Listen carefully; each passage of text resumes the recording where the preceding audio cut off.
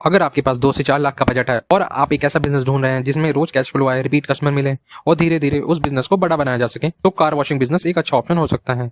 लेकिन यूट्यूब पर आपको ज्यादातर वीडियोस में सिर्फ मशीन दिखा दी जाती है और बोल दिया जाता है कि महीने के 5 लाख कमाओ। ग्राउंड रियलिटी से काफी अलग है। गलत लोकेशन, गलत प्राइसिंग या सिर्फ मशीन खरीद लेना बिजनेस को शुरू होने से पहले ही वीक बना देता है।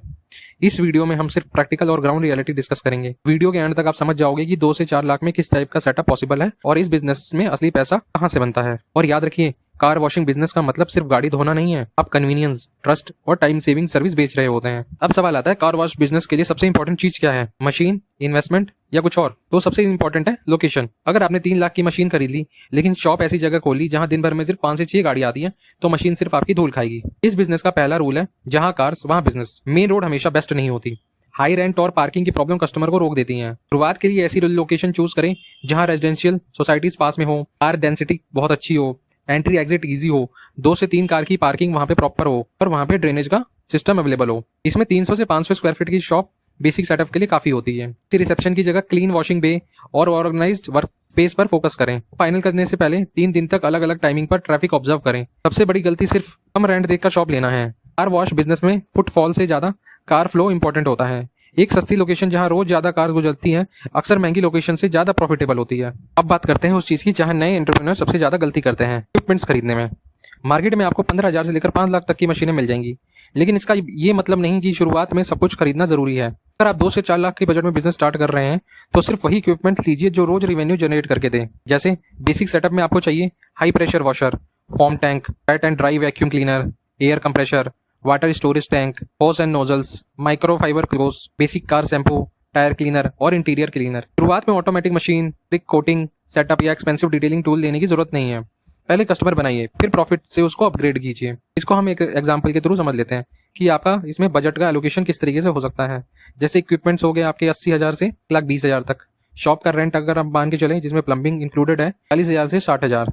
सिक्योरिटी डिपॉजिट आप मान के चलो 50,000 से 1 लाख रुपए। ये वेरी करेगा सिटी में है आप। ब्रांडिंग के लिए और साइन बोर्ड के लिए आप 15 से 25,000 तक का बजट ले सकते हैं। इनिशियल केमिकल में आपका जो खर्चा होगा 10,000 से 20,000 में आपका काम हो सकता है। और वर्किंग कैपिटल आप 50,000 से 75,000 मान के चलिए। इस तरह 2 से 4 लाख में एक practical car wash setup ready हो सकता है। बहुत से नए बिजनेस ओनर पहले ही दिन ही महंगी मशीन्स खरीद लेते हैं और वर्किंग कैपिटल खत्म कर देते हैं, लेकिन पहले 3 से 6 महीने में सबसे ज्यादा जरूरत कैश फ्लो की होती है, ना कि प्रीमियम इक्विपमेंट्स की। अब बात करते हैं सबसे इंपॉर्टेंट सवाल की, इस बिजनेस में एक्चुअल अर्निंग कितनी हो सकती है। सबसे पहले एक बात समझिए, कार वॉश बिजनेस में सिर्फ रेट बढ़ाने से प्रॉफिट नहीं बढ़ता। रिपीट कस्टमर और डेली वॉल्यूम ज्यादा इंपॉर्टेंट होते हैं। एग्जांपल के लिए लोकल मार्केट में बेसिक एक्सटीरियर वॉश की प्राइसिंग कुछ इस रेंज में देखने को मिल सकती है। जैसे हैचबैक 250 से लेकर 350, सेडान 300 से 450 के बीच, एसयूवी 400 से 600 के बीच में इसकी प्राइसिंग वॉशिंग की हो सकती है। अब कॉस्ट की बात करें तो एक बेसिक वॉश में पानी, शैम्पू, इलेक्ट्रिसिटी और क्लोथ वेयर आकर लगभग 40 से 80 रुपए का ऑपरेशनल कॉस्ट आ सकता है। अगर लेबर ऐड करें तो टोटल कॉस्ट व्हीकल और प्रोसेस के हिसाब से और बढ़ सकती है। अब मान लीजिए कि आप एवरेज 350 पर कार चार्ज करते हैं और रोज 20 कार वॉश करते हैं। इससे आपका डेली रेवेन्यू 7,000 रुपए का होगा। मंथली रेवेन्यू 26 वर्किंग डेज का 7,000 रुपए के हिसाब से 1,82,000 रुपए अप्रोक्स। इसमें आपका rent, salary, chemical, electricity, maintenance और अदर एक्सपेंसेस निकालने के बाद ही एक्चुअल प्रॉफिट बचता है। इसलिए रेवेन्यू और प्रॉफिट को कभी भी एक जैसा मत समझिए। शुरुआत में टारगेट सिर्फ ज्यादा रेट लेना नहीं, बल्कि रिपीट कस्टमर बनाना होना चाहिए। एक रेगुलर कस्टमर साल भर में एक नए कस्टमर से कहीं ज्यादा वैल्यू क्रिएट कर सकता है। बहुत से नए ओनर सिर्फ एक वॉश की अर्निंग देखकर एक्साइटेड हो जाते हैं, लेकिन सक्सेसफुल सेंटर हर कस्टमर को मेंबरशिप, एक्सटीरियर और इंटीरियर क्लीनिंग या मंथली पैकेज में कन्वर्ट करने की कोशिश करते हैं। इसी से इनकम स्टेबल बनती है। अब तक हमने लोकेशन, सेटअप और प्राइसिंग समझ ली, लेकिन अब आता है सबसे इंपॉर्टेंट पार्ट, क्या ये बिजनेस वाकई पैसा बनाता है? इससे पहले एक मिस्टेक क्लियर कर लीजिए, रोज की कैश कलेक्शन देखकर कभी भी प्रॉफिट डिसाइड मत कीजिए। महीने के एंड में कितना पैसा बचता है वो एक्चुअल प्रॉफिट होता है। मान लीजिए आपका एवरेज बिलिंग 350 पर कार है और रोज 20 कार वॉश होती है, तो इससे आपका मंथली रेवेन्यू 26 वर्किंग डेज का हो गया 1,80,000 रुपए के आसपास में। मंथली एक्सपेंसेस देखिए, आता है शॉप रेंट, स्टाफ की salary, water and electricity, cleaning, chemicals, machine की मेंटेनेंस, इंटरनेट, बिलिंग और मिसलिनियस एक्सपेंसेस। इन सब एक्सपेंसेस के बाद ही नेट प्रॉफिट निकलेगा। इसलिए शुरुआत में वर्किंग कैपिटल बचाकर रखना बहुत जरूरी होता है। अगर हम ब्रेक इवन की बात करें तो हर सिटी अलग होती है, लेकिन जनरली फिक्स्ड एक्सपेंसेस कवर करने के लिए रोज लगभग 10 से 15 कार का कंसिस्टेंट वॉल्यूम होना जरूरी होता है। इसके बाद आने वाली एडिशनल कार्स बिजनेस को प्रॉफिट जोन में जाना शुरू करती हैं।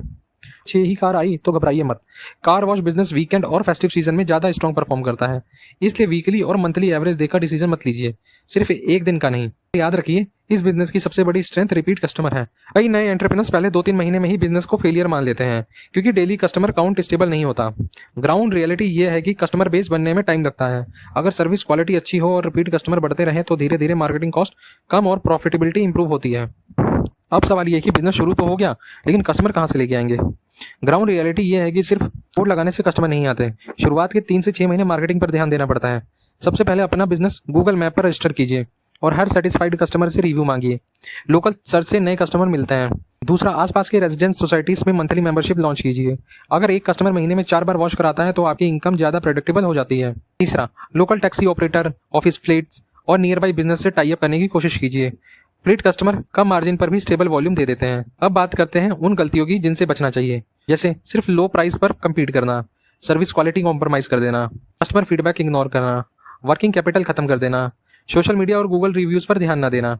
ये सारी गलतियां हमको होने से बचानी चाहिए ताकि हमारा बिजनेस ग्रो कर सके। अब अगर 3 साल का अगर आप बिजनेस स्टार्ट करते हैं तो आपके पास 3 साल का रोड मैप होना चाहिए। जैसे फर्स्ट ईयर आपका गोल होना चाहिए स्ट्रॉन्ग लोकल कस्टमर बेस और पॉजिटिव रिव्यूज। दूसरे साल का आपका गोल होना चाहिए मेंबरशिप आपको इंक्रीज करनी है, मेंबरशिप का प्लान बनाना है, इंटीरियर क्लीनिंग और पॉलिशिंग जैसे वैल्यू एडेड सर्विसेज आपको ऐड करनी चाहिए। और थर्ड ईयर में आप सेकंड आउटलेट या फ्रेंचाइज मॉडल के लिए सोच सकते हैं।